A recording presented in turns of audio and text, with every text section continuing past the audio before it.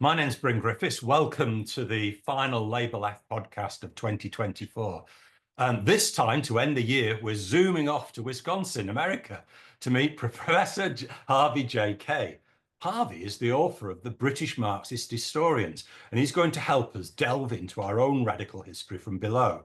Towards the end of the podcast, Harvey, in a very timely way, is going to help us consider how United States socialists can make America radical again. How you doing, Harvey? Okay, listen, I want to thank you for having me. And by the way, this is the 40th anniversary of the publication of the British Marxist Historians. For me, the British Marxist Historians are summed up by that wonderful phrase, a history from below. Here in the States, amongst radical historians, which is what so many of us thought of ourselves as, it was often referred to as history from the bottom up. And in fact, there was a fascinating image in the premier magazine or journal of our ilk, Radical History Review, where in fact the image was that of a bum. Okay, history from the bottom up. And I always thought that was adorable and cute. And in fact, striking that the British hadn't picked up on that, in fact. Well, yeah, the reason it matters, this history from the bottom up or history from below, is actually really because let's first accept the fact that there's a tendency amongst educated folk or the chattering classes or intellectuals to fall into the trap of believing that working people, common people, ordinary folk do not have any kind of historical memory, that they don't somehow, and I'm not claiming for a moment that anyone could recount in historical detail the past who comes out of the working class, or as we often say in this country, working people. But what I'm saying is that I think, and I believe there's more than enough evidence that in fact, best example I can give you, when I turned 50, that was 25 years ago, I went into my class of 120 students, marveling at the fact that I had been alive 50 years, a half a century. But even more so, the fact that I said to them, you all think 50 is disconnected, but I'm going to tell you how connected we are. And I asked them, do they ever hear themselves sounding like their parents? And of course, they all said, well, confess, well, yeah. And I said, well, why do we assume that we're not actually embedded or deeply, not embedded, that embedded within us, imbued in us is a deep historical sense? Why is it? I mean, many of us know our grandparents, okay? The generations really, and I explained to them, if you put me, head to toe back to the founding, basically, it was only like several generations ago that Americans fought a revolution. And I said, why do we assume that those kinds of things don't necessarily permeate through the culture or reverberate through the culture? So history from below or history from the bottom up, to me, is not only essential because people need to know how it was that, for a start, there was a revolution made from the bottom up, how it was that slavery came to an end, basically driven not only by the divide between North and South, but by slaves in the South making their way to the Union lines to fight. And basically 200,000 African Americans fought in the Union cause to end slavery. I mean, over and over again, we need to remind people of just how it is that history is made, and the better history in particular is made, and that there's a legacy that we may well be carrying. But also because these things become a part of our deep memory from generation to generation. Sometimes it actually pops up in a formal way. You showed me that picture. This is the picture of the Morris dancers rush cart tapestry to commemorate Peterloo. But it is the case that I think we underestimate the degree to which historians are not only, if you like, storytellers, but also consciousness raising. Or as I mentioned to you before we began, my job isn't only to tell the story, or not only to educate, it's to remind people. And I think historians should keep that in mind, that our task, quite especially historians of the left, to remind people. So, I think it matters because it matters both intellectually and educationally, and last but most importantly, perhaps in a very direct political way. Now, I know you've got a great story that, for me, brings home the idea of history from below. I understand you once visited a church near Birmingham with Professor Rodney Hilton, and you were Right. stood next to a worthy aristocrat's grave, and the church warden came up to have a chat with you. What happened next? Well, yeah, and this guy was big, the guy who was asking us, just for the record. But when he did, I don't know what the chemistry of that was, but I could feel Rodney. I mean, he said to Rodney and myself, he said, would you like to hear about the exploits of this man, this aristocrat, this lord? And I just feel Rodney sort of both the anger rising within him. And he said, well, no, but we'd like to hear about how he exploited his peasants and how the peasants themselves would resist that exploitation. And it was just a great play on the question asked, and by coming back with the good left wing thing. And at one point, at first I thought, oh my God, this is going to end up in a fight. But then I got sort of proud of the fact that here was Rodney never giving up the original questions. And I swore to myself that I would try my damnedest, whatever transpired, not to give up the original question. My mother's cousin was actually married to Professor Rodney Hilton. And before this interview, I was talking to some of my older relatives about when they knew him in the family. And one of the stories about him that I liked was when Ben Jones, my grandfather, who was a miner in South Yorkshire, used to meet him. They got on like a house on fire. And, yeah. and one of the things I was told was when you could see them in the pub, which seemed to be their university for their discussions. Sure. Right. He said it was usually almost impossible to work out which was the miner in these animated discussions of what things meant and which was the professor. So I've produced a playlist on Spotify to accompany this podcast about the history from below in England. And one of them is a song where the singer talks about the history that is taught to them in school, all about the kings and the queens and the dates and the sequence towards civilization and how utterly boring he found it.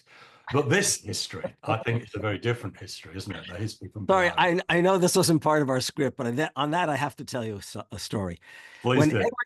This would have been 1988, maybe right in there, 89. Edward Thompson, who had already given up his academic career years earlier from Warwick, was offered the first chair, the Raoul Wallenberg Chair in Human Rights at Rutgers University, as a visiting professor. And Rutgers was my undergraduate institution. It's in New Jersey. So knowing that, Edward and Dorothy had said, you've got to come and visit us when you come home to visit your parents. So I had gone down to Rutgers and we spent an evening over dinner and talking. And Edward said to me, I just love American students because they're so lively and they ask questions. But then he said, but there was one occasion where I was really pissed off. Okay. One of the students asked, you're talking here about this 18th century. So who was king at that time? And Edward said, am I allowed to use 4-letter words? Yeah, you're allowed to use 4-letter words. Says, who the fuck cares who the king was? That doesn't even matter. So, yeah. Anyway. Yeah, I think that's this idea of whose history. We've got to rescue our history. I think that's, and I'm based in Colchester. So over here in England, in Colchester, John Ball was a North Essex lad.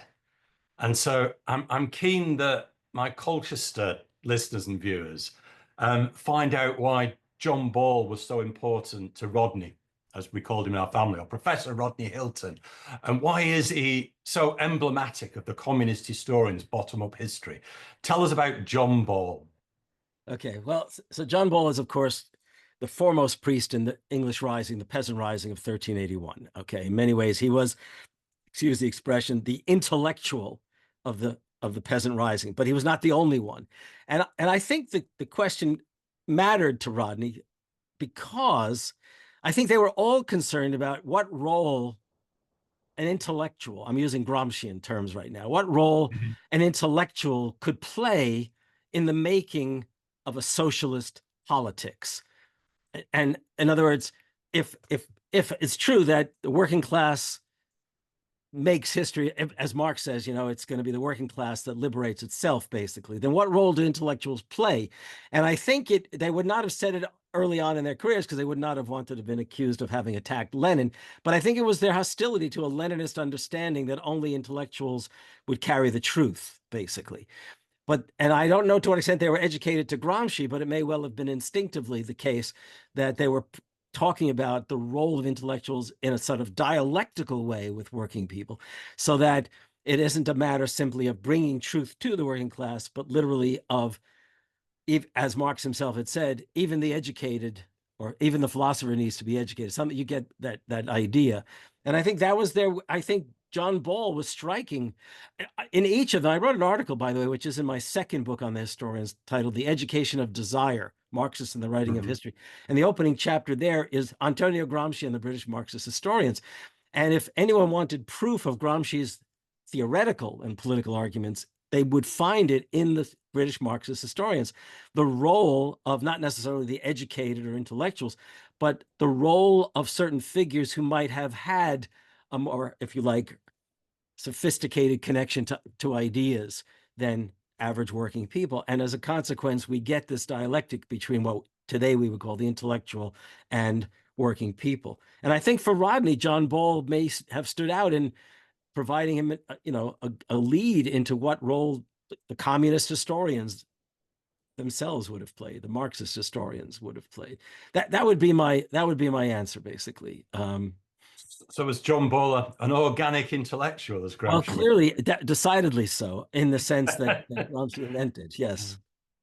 We've actually got in Colchester a John Ball walk and a Wat Tyler walk to commemorate the fact that that's fantastic. We think they might. Tyler was from towards Kent, I believe. John Ball was from somewhere in North Essex, and Colchester claim him. But in Colchester, they claim that's great. Yeah, it's very important. He's alleged to have preached in a local church. Yeah, the more of that, the better. You know, I'm not averse to monuments, especially if they're the monuments of these kinds of heroes. Oh, these are the people we've got to recover from history. Right. More John Balls, less kings and queens. Yeah, right. Oh, yes. But I think that what the British Marxist historians were doing, a phrase that jumped out to me was that wonderful term, total history. Or if I get my French pronunciation right, the nouvelle histoire. What does that term mean? Well, it means different things to different schools of history. So, for example, I'm interested in what the British Marxist historians. Well, I just wanted to stay in that sense. I just want to make, but you know, comparison and contrast. Okay.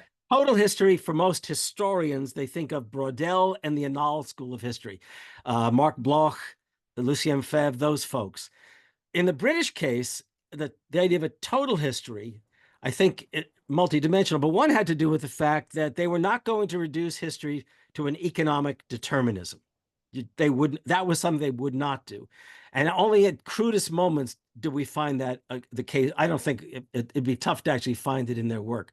So when I think of the British historians, when people ask me about total history, it had to do with understanding the totality of the social relations of production, and also the fact that you cannot understand history if you remove from that these questions of exploitation and class struggle. Beyond that, when Christopher Hill's talking about the English Revolution, he just doesn't look at the economic questions. He integrates, you know, in a way I think was new for historians, cultural, political, social, and economic history. It's right. this total history where exactly. He's looking at it from every direction imaginable to get that understanding that he wants to. Sure, absolutely. I mean, absolutely, yes. In that sense, they're very much the case. The only reason I didn't fall back on the words you just used is I was trying to emerge from this question of social relations of production, so that when they write what is often striking, seemingly, if you like, cultural history, right? It's never it's never, if you like, divorced from the class relations or social relations of production out of which it would have emerged. So when we think of Christopher Hill, who was a phenomenal, in quotes, cultural historian, okay, and his first interest had to do with Puritanism, basically. And Puritanism is striking to many people as a question of, well, is an ideology, which he never reduced it to, or as a question of, culture and to what extent if you like, it shaped the revolution. Of course, the original idea being that it was either a civil war or a Puritan revolution. But for him, it was the idea of trying to link that itself, Puritanism, to this class question. There was a great article. I'll never forget. I was always fascinated because I had read Weber in sociology and this whole question of the spirit, the Protestant ethic and the spirit of capitalism. And Christopher offered his own understandings, and it brought it back into, if you like, into the questions of class. So for him, a Puritan revolution was not simply a cultural transformation. It indeed was this massive political undertaking by cohorts. Of course, R.H. Tawney wrote of the gentry and so on. But it was just, I mean, keep in mind, I'm not even an English historian, but when I read this stuff, it was like unfolding for me the way in which, if we're going to look at history, even as Marxists, we can't think of it in terms of technological or economic determinism and everything else merely, flows from that. It's the fact that all of these things are tied together, but also it means that ideas do matter, really do matter. Okay, and it matters because they are either articulations of people's experiences or they enable people to better understand those experiences. One of the things that came to me, which is completely left field. I know you've got, despite the fact you're American, you've got a passing interest in football. The Dutch football teams of the 1970s, I think, had a form of football called total football. Huh. And the core philosophy of this total football was one of fluidity and positional interchangeability. And all the players had to have the technical skill to occupy different positions on the pitch. Yeah. And I thought, this total football sounds a little bit like total history, that you can't just understand what's happening from one dimension. You've got to be interested in culture, politics, economics, and to get a clear picture of what's happening. Well, the idea of totality is deeply embedded in Marxist thought, and I don't just mean Marx and Engels. That generation that included Lukács and Gramsci, and I'm blanking just for this moment, that there was this question of what indeed does totality mean. And I actually wrote an article about this question, comparing the totality of Emanuel Wallerstein, the historical sociologist, versus the totality of Eugene Genovese.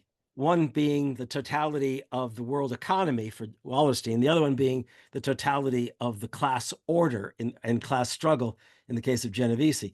So, it's been there for a long time as a major question. I never thought about it in terms of football, but there you go. I might have broken new ground on that. Tenuous, but it worked for me. Let's move on. My generation's outstanding English socialist was Tony Benn. And he embraced our history from below. And he even toured England with a folk singer called Roy Bailey to teach our history to socialist and working class audiences. So why do you think it's so important for socialists to embrace and reclaim their country's radical story today? Well, first of all, let's face facts, okay? Yeah, well, how does that expression go? The ruling ideas of the ruling class. So presumably we can make, the next step, and I think we have more than enough evidence when we go back to Thatcher and Reagan, who I wrote a book about, The Powers of the Past, who made every effort to lay claim and to British history on the one hand, or English history on the one hand, and American history on the other hand, Reagan. And they wrapped themselves in the flag. And in doing that, they literally were doing everything they could truly to dictate the terms not only of the past, but also of the present, ultimately the future. Orwell was very good at speaking of that in 1984. Now, here's the thing, okay? I worked on the British Marxist Historians in the early 1980s, just when Thatcher and Reagan had taken power in Britain and the United States. And I was going back and forth across the Atlantic to visit family, to meet the British historians and so on. And it was striking that here I am working on this phenomenal history, this history that I perhaps presumed people were more familiar with than they were. But it is the case that Thatcher was trying to lay out a history. I mean, they were rewriting British history for schools, and Reagan and Bush presidency began that very same process. And why were they doing that? And I looked in exactly to those curricula that they were producing, and they were marginalizing the stories, the histories, the struggles from the bottom up. And as a consequence, their hope was basically to persuade kids that America, in America's case, is exceptional, and it's exceptional because of the great successes of the founding fathers, but not necessarily the artisans and farmers and even slaves who were involved in these kinds of struggles. I mean, it has to do basically with making people amnesiacs, making them forget. I think that one of the things the right says to us is that we're against history, the history that is the official history that they've created. When I think that what we're talking about now, with the idea of a history from below, and indeed a total history, is telling the whole of history, not just a small part of it, which is what they're fond of doing. Dates. And I'd say, what is this all about? And then they would come out, they try to answer that. I said, well, here's the question. How did they come about? Who do you think made these things happen? How did slavery come to an end in the United States? How did women secure the right to vote? I mean, you could take these things for granted and assume it was some kind of evolutionary process. I said, history is not evolutionary. History involves struggles and real people's sacrifices. And it also involves real resistance to these struggles from the bottom up. I mean, that's otherwise, what the hell is history? History is with all the tragedy and irony, incredibly inspiring. And Professor Corinne Fowler was employed by the National Trust to carry out a piece of research to capture the history of how these country piles, these stately homes, these aristocratic residences came into being. And of course, she found out that they were linked very intimately with both slavery and colonialism. At this point, the official historians went to war with her, and we'll come to that in a moment. But what was really fascinating is when she embarked upon this journey of trying to understand what the history of these country piles were.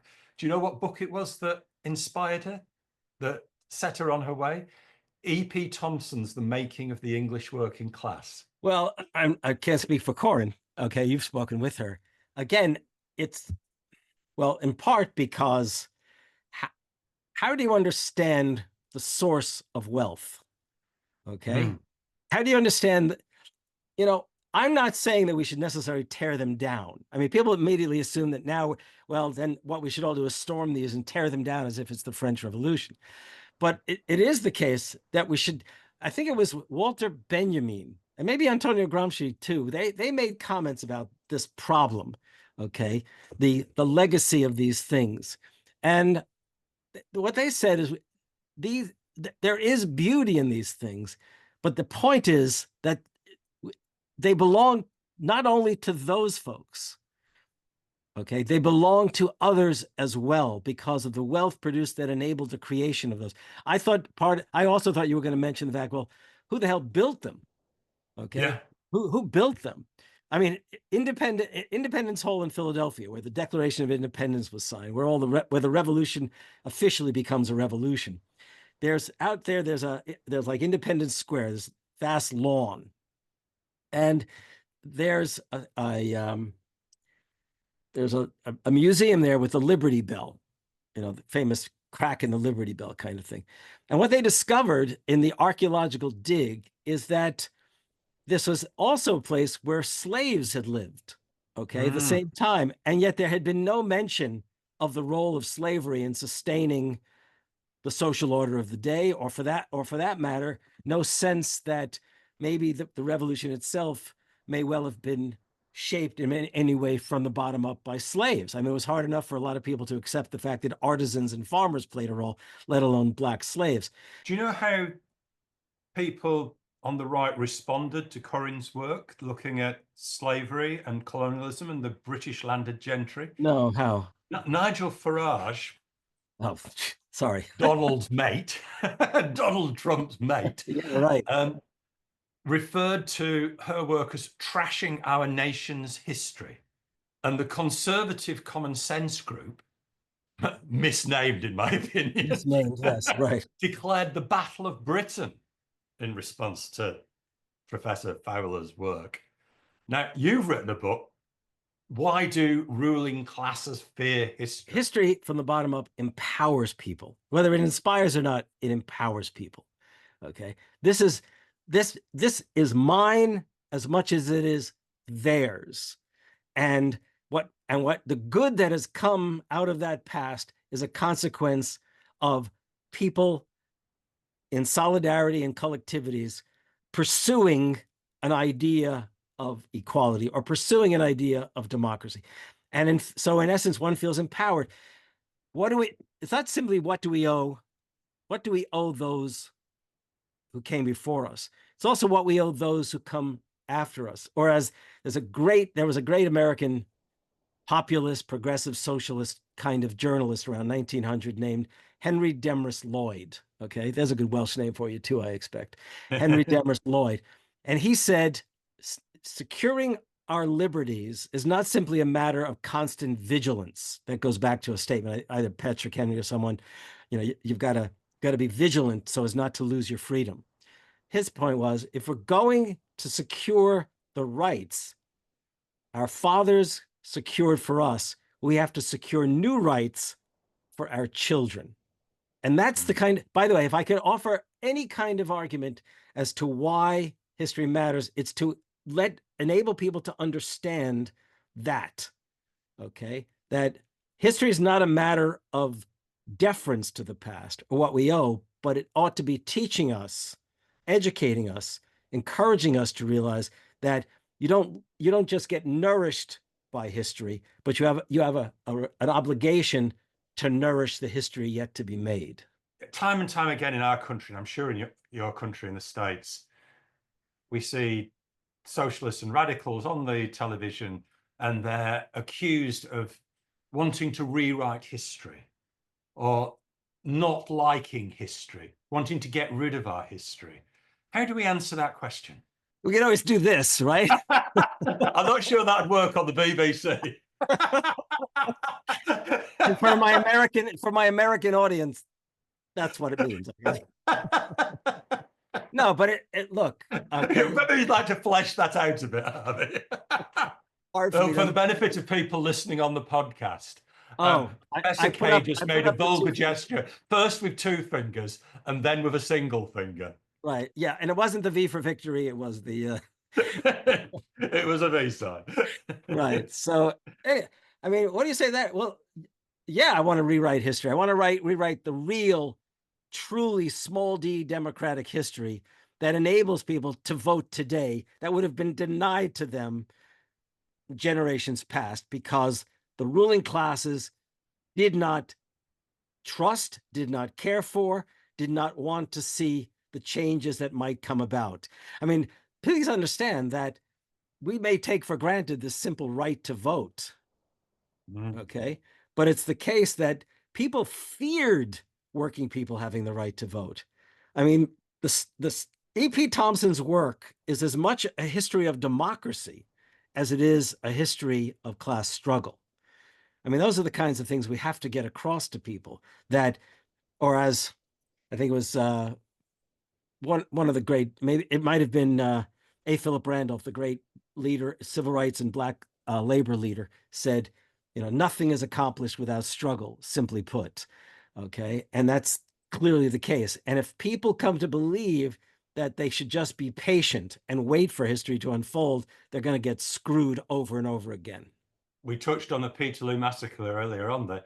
When English people marched for the right to vote and for the franchise for working class people, they were mowed down by saber-wielding soldiers, by the local, the behest of the local worthies. So the democracy that we hold so dearly wasn't something that was given to us. I gave a talk in a library back 2015 in New Jersey to a crowd of like 150 people. And before I gave the talk, I was looking at the pictures and things that were hung on the wall in this auditorium. And there was one having to do with the debate in the city in New Jersey as to whether or not there should be a public library.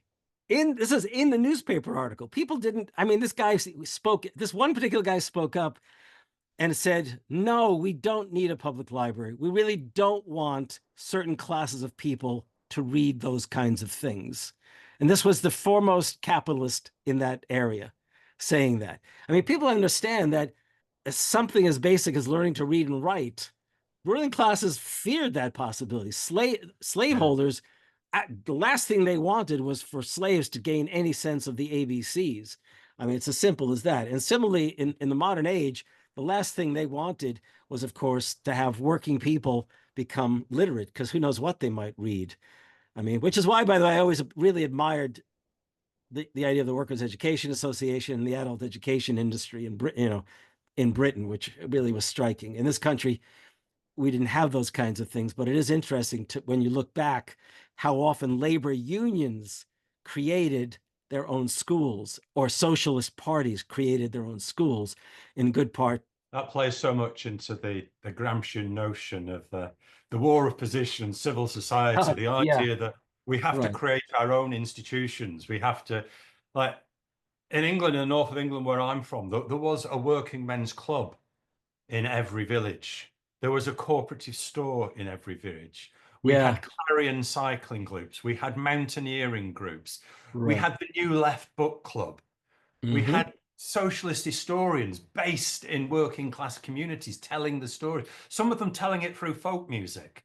And so this notion that we've got to tell our own history, I think is so important. Yeah, if you came to the United States today and you asked people, why get a college education? Why become educated? They say, because to get yourself a better job.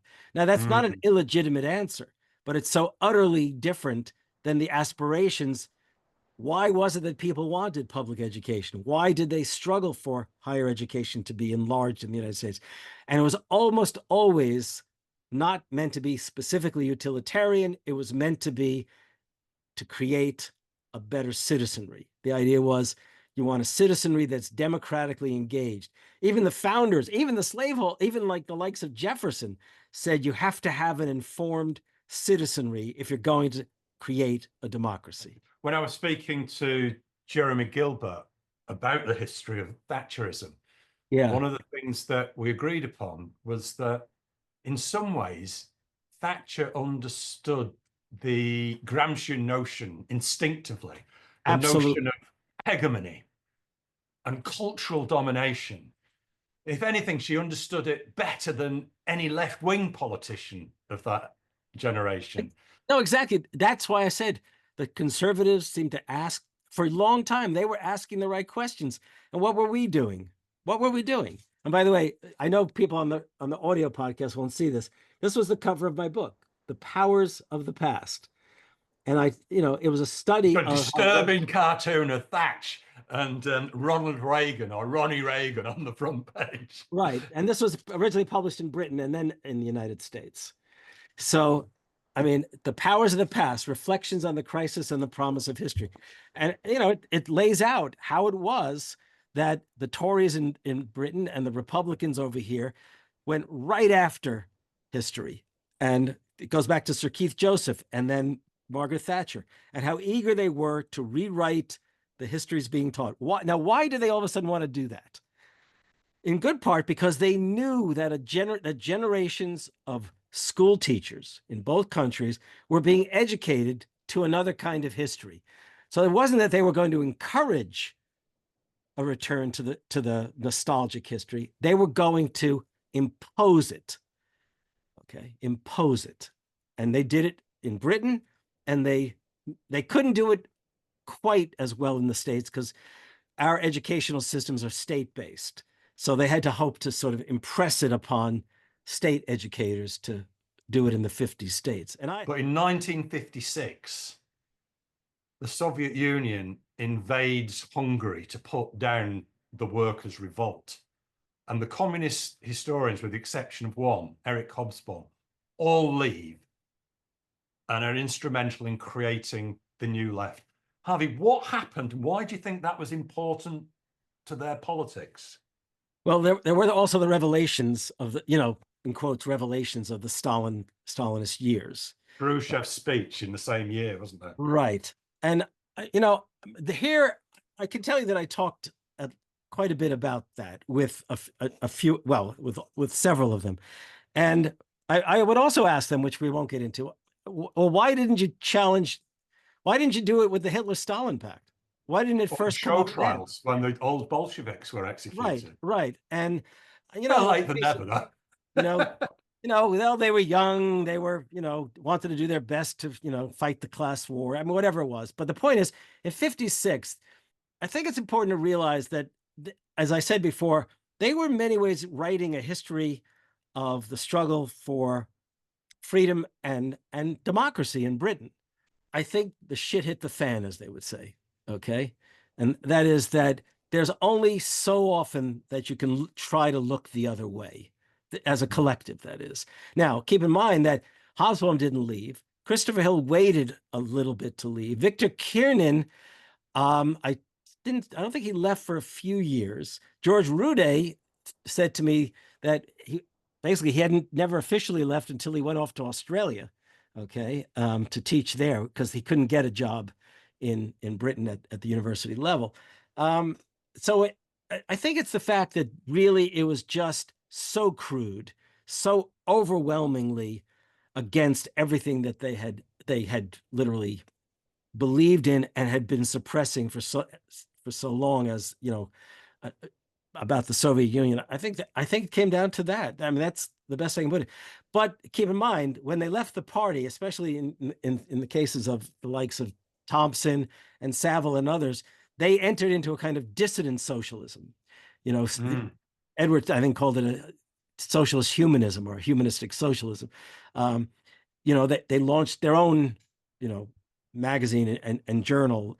They refused to abandon the ideas of socialism. They didn't turn their backs on Marx, but I think the whole Leninist, Stalinist thing caught up with them, and that was just unacceptable.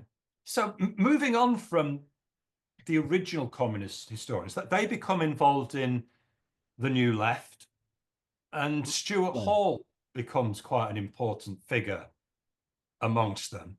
And for my generation, it was Stuart Hall that introduced many of us to Antonio Gramsci. Now, you've written about what you think is the relationship between the communist historians and Gramsci. The vehicle for Gramsci to enter into the British Marxist historians' atmosphere, okay, was probably Eric Hobsbawm. Okay. Eric had very close ties to the Italian Communist Party. Okay. Eric had very close ties to leftists in every country he ever visited, okay? But especially Italy, it seemed to me striking. And I do believe that he would have been the first, I'm talking, but I'm sure I'm right, that he had things to say about Gramsci, and that he might well have introduced it into British Marxist circles early on, and maybe even into the historians group. But of course, he knew it because he could read like Italian. He knew Italian and French and German.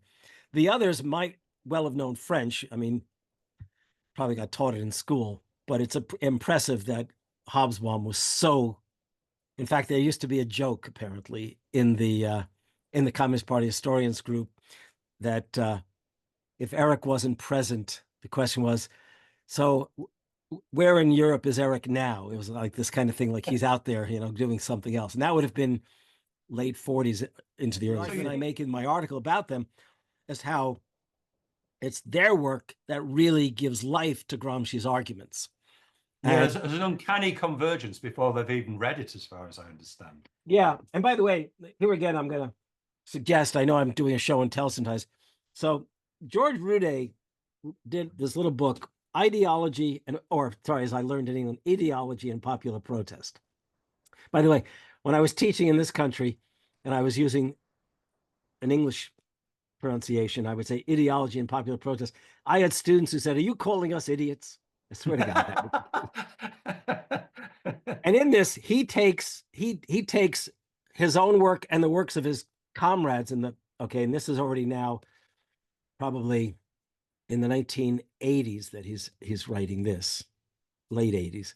And he takes Gramsci and indicates the degree to which this is sort of influenced by Gramsci, because he's talking about the relationship between intellectuals of every epoch in world history. Well, Peasant Rising, and he uses the American Revolution and the French Revolution and English struggles for the right to vote. He actually blatantly takes Gramsci and then applies the writings of his comrades and spells it out. But this isn't until 20 years after it originally became part of the discourse on the British left. What do you think are the basic ideas of Gramsci that converge with the communist historians that young socialists might want to look at? Gramsci talks about the role of intellectuals, not as in Lenin's terms of bringing truth to working people, but rather the degree to which popular culture itself can be drawn upon by their organic intellectuals. Or as somebody once said, it was, and no offense to my hero, Thomas Paine, but somebody once said, well, he would take common sense and articulate it as good sense. So there's already, look, peasants always struggled, and they have their own traditions of resistance and their own ideals. Okay. Most Marxists, because of Lenin, would have written the peasantry off to begin with. Gramsci, having to which Lenin should have learned equally, but Gramsci, who came from Sardinia, had more familiarity, if you like, with that southern Italian situation. And he kept asking about how does one engage this working class of Turin, but also the peasants of southern Italy. And his idea is that you have to understand that they themselves have these ideas and ideals, and how to articulate them in a way that would connect them to the larger picture, which they might not fully have. Thank you for watching or listening to the Labour Left podcast. You can help us get to more and more socialists by sharing, liking, following and rating the Labour Left podcast. In the second half, we turn to the US general elections. So to start us off, Harvey and myself watched this clip from CNN. What happened is that the pandemic, right? The pandemic came upon us, and Joe Biden happened to be the person for the pandemic.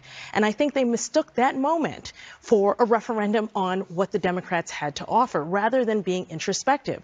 I'll tell you one other person who I think is going to be incredibly important is Bernie Sanders. One of the things that Bernie Sanders has been saying since at least 2014 has been about how the Democratic Party, if it wants to keep these coalitions, needs to talk about bread and butter issues. It needs to talk about politics. A lot of people attacked him for that, saying, well, are you saying that cultural politics don't matter? That's not what he was saying. He was saying we need to focus on these Bernie things. Sanders gave a younger generation the idea that you didn't need to be merely anti-capitalist or hostile to the state of affairs as they were. The idea was there is an alternative, and that alternative, and he called it democratic socialism. Now, I could get into the question of whether or not he should have just said social democracy. It doesn't matter right now. He went on the campaign trail 2016, 2020, and 2016, 2020. Right, exactly. And he made it a point, first of all, of pointing a finger at the billionaires, okay, in order to highlight the gross inequalities that have come to prevail in this country. But also he concerned himself with the welfare of working people and what the Democratic Party ought to be doing. My critique of that, by the way, is that he didn't remind them of what working people did in the 30s and beyond to secure the groundwork for a democratic socialism. Do you want him to, like E.P. Thompson, claim the history that legitimizes the point he's making? Right. A history which I had already laid out for him that he ignored, by the way, just for the record. Just for the record. Ever since basically the 1930s, an American aspiration that labor itself had embraced. That's the key thing. This was a very popular ideal. Roosevelt had commissioned surveys in 1943, early 44, well, 43, which was where it began, asking Americans what did they want after the war. And the questions revealed to him that they wanted, first of all, they wanted everything, okay? They wanted guarantees to a right to work. Not a right to work where bosses can tell you whether or not you can belong in a union, but the right to work meaning a job guaranteed, period. Not unemployment guaranteed, job guaranteed, okay? Healthcare guaranteed. Education as far as your abilities can take you, guaranteed. And it was all there. And they went, boy, I'll tell you. So, and it all makes sense. So you've just had this catastrophe in America where Trump gets elected. Right. We've got 5 years of a Labour government. And the big question that's preoccupying a lot of us on our side of the Atlantic is how we avoid repeating the Trump tragedy here. My advice, and I don't know if you want to use the American experience, but I'll base my argument on the American experience, not the tragedy, but this. Roosevelt in 1930, 2 years before he even ran for president, wrote to a friend, a leading figure in the field of social welfare, okay, as a scholar. And he said to him, as I look around the country, it strikes me this nation needs to go fairly radical for a generation. Fairly radical, which meant that he wasn't looking to create socialism, but he definitely, in his own mind, had social democracy in mind. And he literally changes the meaning of the word liberalism to cover that. Now, and thus the New Deal, and thus the empowerment of labor, and so on and so forth. But FDR was inspired himself by American history. He did know American. He wanted to actually, at one point in his life, he tried to write his own U.S. history textbook, but realized he might be a good speech maker, but he wasn't a writing man. And I think he realized this based on, I know every one of his speeches. I've edited a volume of his speeches on democracy. I mean, I'm now, strangely enough, now I'm known maybe even more for FDR than Thomas Paine, my hero. But here's the thing. Americans have faced mortal crises 3 times in American history. One was in 1770s, whether or not there would even be something known as the United States. The second was in the 1860s in the Civil War. And the third time is in the Great Depression going into World War II, the 2 crises together. And one of the things that I think he realized, which is something that I've been writing about, is that when a push comes to shove, somehow Americans found it in themselves to radically transform the country. So that what enabled them to win against the most powerful state on earth, the British Empire, it was not just fighting for the rights of British, but literally coming to understand, because of Thomas Paine, that they were Americans and they had it in their power, as Thomas Paine said. By the way, I'm going to now quote Thomas Paine. It's the most radical statement in modern history. We have it in our power to begin the world over again. It is unbelievably powerful to think, if you think about it. It may not even be absolutely true, but it sure as hell is powerful. That to me is the most dynamic statement ever made in modern history. And so Americans, whatever faults, whatever sins of omission would occur, they created an independent United States and created the makings of a truly democratic republic. Makings of one. In the 1860s, Lincoln, okay, I won't go through the whole story, but Lincoln says to Americans in 1862, the war is already a year or so underway. He says, we know what we must do. We know, the world knows what we must do, because the world was watching this Civil War. And he says, basically, we must end slavery. That, to me, that's that moment where he's being pressured by slaves trying to escape the South, by white working men who've entered into the Civil War, realizing what the war is really about, not just the Union, but also this abhorrent slavery in the South. And this is the moment where the Civil War becomes a revolution in American life. And as a consequence, it radically transforms the nation. And by the way, if you think about it, 200 to 250,000 African Americans served in the Union cause. That alone enables the United States to destroy, to overwhelm the Confederate States. And then you think in the 1930s, the 1930s is when the working men and women are finally empowered in this country with the right to organize unions, and the federal government, by way of the National Labor Relations Act, stands behind that effort. It's not the National Labor Relations Board that exists. It does not exist to arbitrate or mediate. It was set up to guarantee the right of workers to organize, and millions organized during that period. So, and then in World War II, a whole host of changes. So here are these three moments. Americans face mortal crises, and what do? They transcend the crises somehow by going radical. The failure of the Democratic Party was to appreciate that for 50 years we've had, and now I'm quoting the words of Ralph Miliband. He coined the expression, I think back in the sometime late 70s or into the 80s, class war from above. And what we've experienced in this country, as you were experiencing, maybe absolutely, class war from above. Another way of putting that is neoliberalism. And how did the right and capital take advantage of the crises of the 70s? Well, they declared war on working people. They declared war on the democratic achievements of the 1930s to the 1960s. And they propagated a history to suppress so much of the story, okay, of the very institutions that were nourishing us in this country. So in essence, okay, what I recommend, and I had hoped that if Harris had won, she was no radical. My God, she was hardly the progressive anyone could use. But if they had won, at least it would have enabled those of us on the left, if I could get them to subscribe. And people have responded very favorably to this idea to get the Democratic Party to make the idea of a New Deal or some kind of really, how did he put it, fairly radical transformation, fundamental. And by the way, the polling in this country is utterly contradictory to the election outcome. Why? Because the Democrats didn't appeal to the very things Americans wanted. The Democratic Party abandoned years ago the idea of national health care. Okay. I mean, there's a whole host of things that Americans, we actually ran a survey. Was it last year or so? We actually, one of the polling agencies did a survey for us, and we asked them about Americans. Would you support this, and that?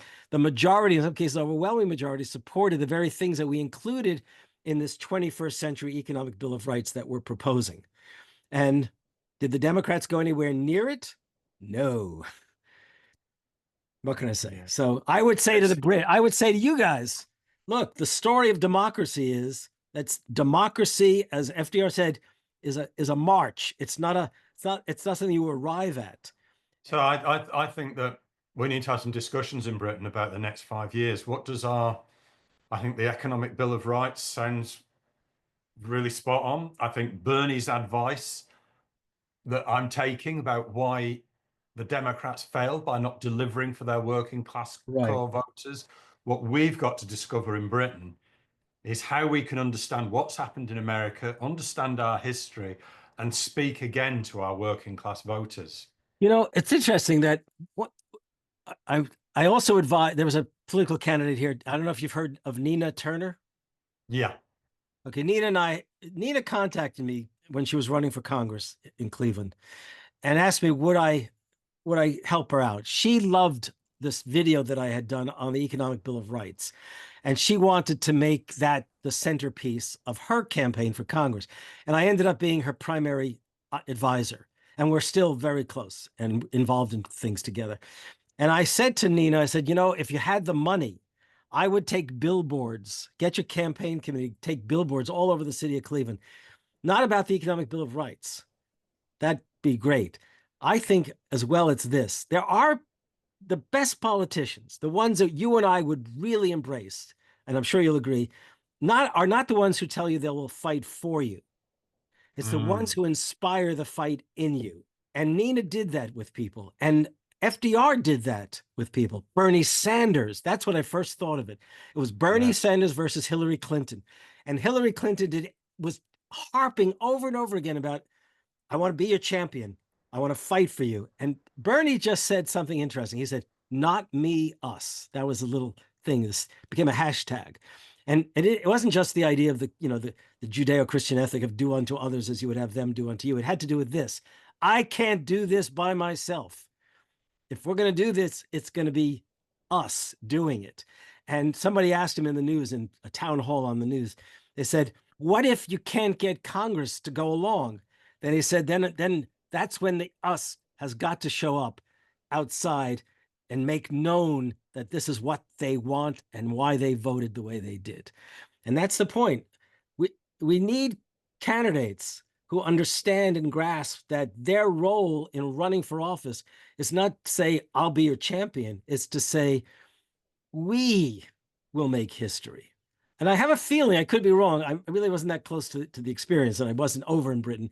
It's quite possible, at least within the Labour Party, that Jeremy Corbyn may well have had that kind of impact. But that's important. And if he didn't, then that's a failing on his part. I can't do anything about it.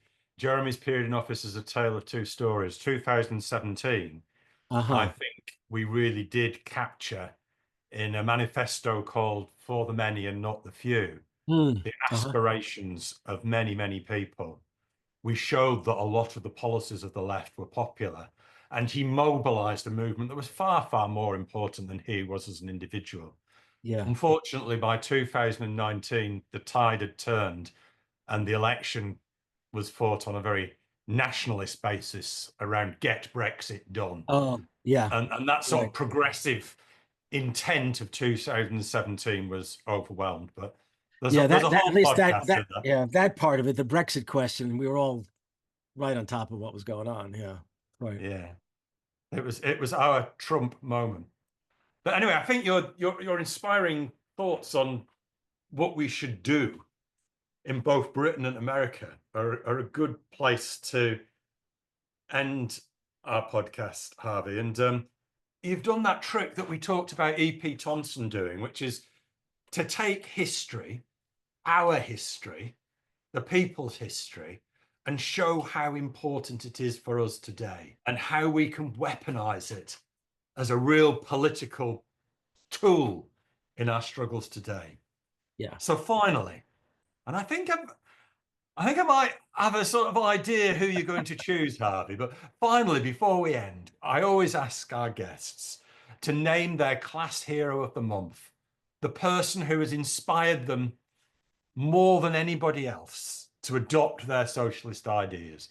So, Harvey J Kaye, who is your class hero? Who do you want to be added to our Hall of Fame, and why do you want to put them there? Yeah, I'll preface with my answer by saying that if I were to trace the source of my socialist ideas, it goes to my grandfather. But that's a whole story. But it was that same grandfather who essentially introduced me to the man I'm going to nominate as my class hero, and that's Thomas Paine. I know I'm going a bit back in history, 250 years, but I think Thomas Paine, who really is the father of the left for so many of us, the man who wrote Common Sense and said, we have it in our power to begin the world over again, the man who envisioned social democracy, most specifically social security, that's my class hero. And I'll tell you just briefly, my grandfather had books of and by Thomas, about and by Thomas Paine, pamphlets. And I was a 10-year-old and they were living in Brooklyn, my grandparents. My grandfather was a trial lawyer, a barrister, you would call him in Britain. And he kept his private books at home and his law books at the office. And I would wander there was a museum across the street, and I'd love it if my cousin was there to take me over. But if I couldn't visit the museum, I would wander their apartment as if it was a museum. And I would always end up at the back of the dining room where his favorite personal books were shelved. And there was one book that stuck out, a book that was full of shit, but it was a great red, white, and blue cover. And it was the real author of the Declaration of Independence, Thomas Paine. It made an argument that was wrong. But I was so excited to see that that there was a book that proved my teachers wrong that I embraced that argument as a child. As time went by, I came to realize I was wrong, although there are still people who foolishly believe that. And I started reading Paine on and on. And I wasn't a historian of the United States at all, but he became my hero ever since that day when I was 10 years old that I came across that book. And in time, I came to realize, my God, this is a man that I can embrace almost in total. I mean, this is a man who challenged the Bible. This is a man who challenged monarchy and aristocracy, who basically told us all we don't need to be ruled by overlords, that common people are capable of governing themselves. And not only that, but that democracy might well be advanced to include social democracy. So he's my class hero.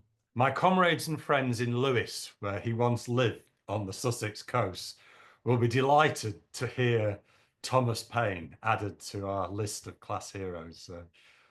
They're great fans of Thomas Paine in Great. Lewes. Yeah, no, I believe that. I've been to Lewes, and I've drunk the ale, the Thomas Paine ale, or whatever, or ale.